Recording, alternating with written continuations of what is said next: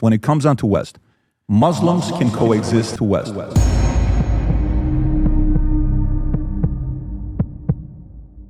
When it comes down to Muslims, 2020 vote to 2024. I love you. You did whatever you did. You came back to Muslims. Why are you obsessed with Muslims?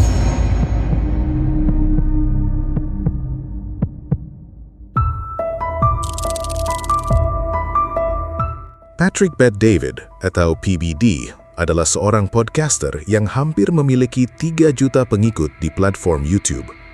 Meskipun ia lahir di Iran sebelum akhirnya bermigrasi ke Amerika Serikat, konten-kontennya terhadap berbagai isu seputar Islam kerap memicu perdebatan. Kali ini, ia mengundang Mehdi Hasan, seorang jurnalis politik yang dikenal piawai menguji setiap argumen dengan data dan logika. Tanpa banyak basa-basi, PBD langsung membuka perdebatan dengan sebuah pertanyaan yang sudah berulang kali digaungkan di Barat. Apakah Islam benar-benar bisa hidup berdampingan dengan Barat? Sebuah pertanyaan yang terdengar sederhana, tetapi jawabannya justru mengubah arah seluruh perdebatan. Do you think the West, when it comes down to West, Muslims can coexist with the West? I'm curious. I'm Muslim. So what do you think? Do you think they can coexist? Do you think I can coexist with I think you can coexist. Why me? Educated, you're a worker, you're now a capitalist, you're contributing, you're creating jobs. I would say you're net positive. Do you not think most Muslims do that? I don't think depending on where they're coming from, they don't, because if their countries did a good job, why would they leave it? War? You know the big controversy in the UK over the boats, the small boats coming across the channel? Do you know what the top 3 nationalities are in those boats? Tell me. Iran, number 1. Okay. Afghanistan, number 2. Iraq, number 3. Gulf states, how they perform per capita versus some of the other Muslim nations. Okay. Look at this one here. Because they got oil and gas. You think it's only oil and gas that's causing them? Did you know what these countries were like in Let the me ask you a 60s question. and 70s? Iran has plenty of oil. Yeah. How come they're not in here? Why do you think Iran's not doing well economically? Should I go through the list? You're going to say it's sanctions. You're going to say Of course I'm going to say America. sanctions. If there's an 8-year war that Iraq started and we supported, that cost $600 billion to Iran, that took out 1 million members of their population, and then was followed by crazy sanctions, are you telling me then that it's fair to compare that economy with Abu Dhabi? So you just defended Iraq, right? That we backed up Iraq.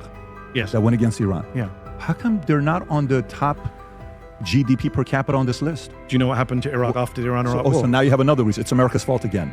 I mean, do you study history, Patrick? Do you know what happened in 1991? No, on one end you're saying this, on the other end you're saying no, it's because You're of this. comparing countries, you're showing me a graph comparing countries that have never been bombed, invaded, and occupied with countries that have been bombed, invaded, occupied, and then you say, why is the GDP per capita higher in one, not the other? That's an insane comparison. The 3 biggest refugee groups on the boats going into England are Iran, Iraq, Afghanistan. Sure, yeah. Coincidence? No, those are war-torn countries. When it comes down to Muslims, 2020 vote to 2024. I love you. You did whatever you did. You came back to Muslims. Why are you obsessed with Muslims?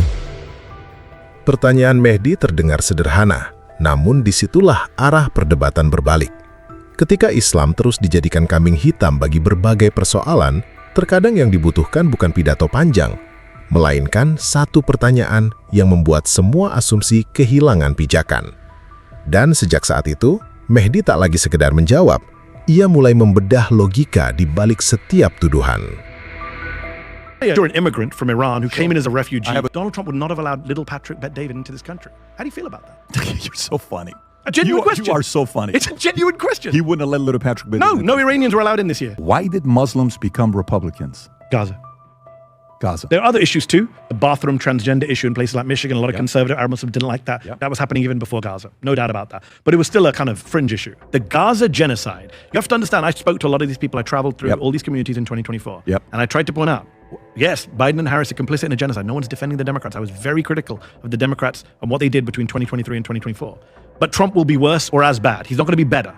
And people bought the Trump shtick. No, he's anti-war. He didn't start any new wars. He's not interested in the Middle East. He's friends with MBS. He's friends with Erdogan. It's going to be great. I met Palestinians who told me Trump will be better on Gaza. He's transactional president. They bought that shit. Look at him now. Look how many Arab countries have been bombed. They said legitimately to me, but we have to punish the Democrats. That was the line. We have to punish the Democrats. They can't be seen to get away with a genocide. Out of curiosity, you have 2 people to choose as a candidate. One is a hardcore Republican, capitalist, pro-Trump guy who's a Muslim. Second one is a hardcore socialist, progressive, liberal who is a Christian. Which do you vote for? Obviously, I vote for the person whose values and policies I support. I don't vote based on religion. Have Muslims are not a monolith. I don't agree with all Muslims. You just mentioned some of them who vote for Trump. Do you think long term America will be at a point where we'll have a Muslim governor or a Muslim president? Yes, Muslim governor, I think, hopefully very soon. Yeah. Inshallah. President, I don't think for a while. Look, let's first get a woman president. This country is so behind the rest of the world. Pakistan's had a woman leader. Bangladesh has had a woman leader. Most European countries have had a woman leader. America still needs to do that basic thing. By the way, the big reason the Republican Party will not win over Muslims or Arab Americans in big numbers is because of the racism, Patrick. Fundamentally. That racism is BS. What? You don't think Randy Fine's a racist? Randy Fine's not my guy. But he's a Republican in foreign. No, he's to me. You don't think Donald Trump is a racist? Not at all. When he says to Rashida Tlaib, you should go back to where you came from. She's If from you Michigan. don't like America, go back. She's born and raised in Michigan. That's racist, Patrick. When I grew up, you tell someone to go back to where they came from, you start a fight. Listen, we're both He calls from the Somalis garbage. Dude, we're both That's racist. What do you say to some conservatives that are worried about Sharia law making it into America? Sejak pertanyaan sederhana itu dilontarkan, arah perdebatan benar-benar berubah. Mehdi tak lagi sekedar membela Islam. Ia mulai menguji logika di balik setiap tuduhan. Mulai dari kisah PBD sendiri sebagai imigran asal Iran, pilihan politik warga Muslim di Amerika, hingga ironi bahwa negara yang selama ini dikenal sebagai pelopor demokrasi justru belum pernah memiliki seorang presiden perempuan. Satu persatu asumsi itu diuji dengan data, logika, dan fakta. Namun PBD tampaknya belum selesai.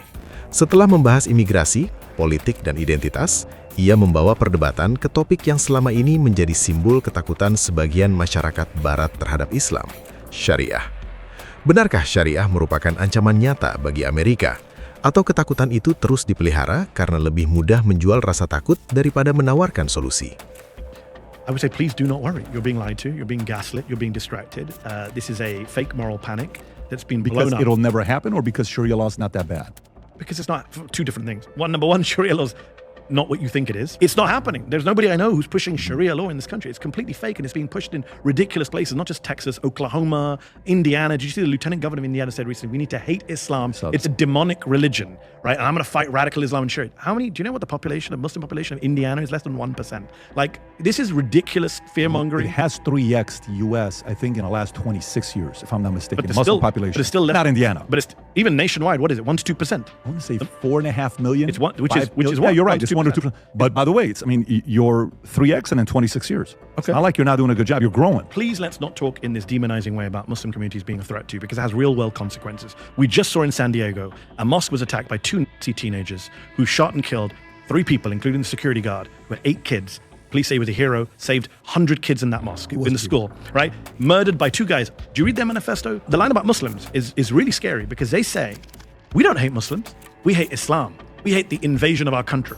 That is rhetoric that you hear in right-wing media. That is rhetoric that you hear in the House of Representatives. That is what you hear from Randy Fine. That is what you hear from Republicans. That is what you hear in America. So that is not just some Nazi shooter. That is mainstream rhetoric that has been mainstreamed on the right, and has real-world consequences. I've seen some of your shows. You've talked about Muslims praying in Times Square, that being some kind of threat.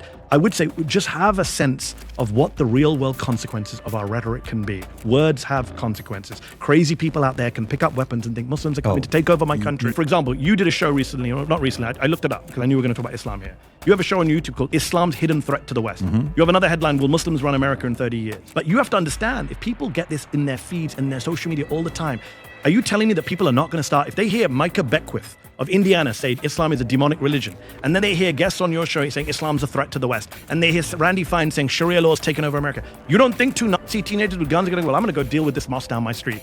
You're telling me there's no link between that? Yeah. Come on, I'm talking about incitement. When you say Muslims, are they going to run America in 30 years? Of course not. We're 1% of the population. I don't think so. No, when you say Islam is a threat to the West, oh, come on, 1% of the population. By 2050, you guys are going to be the biggest population in the world. You guys make 2.9 But not in million. We America. don't. Not in America. But look at the rhetoric that Nazis used about Jews in 1920s, 30s. These people are aliens. They are parasites. Pada akhirnya, perdebatan ini bukan sekedar tentang Islam atau politik. Ini tentang bagaimana sebuah narasi mampu membentuk cara kita memandang orang lain. Sejarah mengajarkan bahwa prasangka tidak lahir dalam semalam. Ia tumbuh dari ketakutan yang terus diulang hingga sebuah kelompok dinilai bukan dari perilakunya, tetapi dari stereotip yang melekat padanya. Al-Quran mengingatkan, jika datang kepadamu suatu berita, maka telitilah kebenarannya. Karena sebelum menghakimi, kita wajib mencari fakta.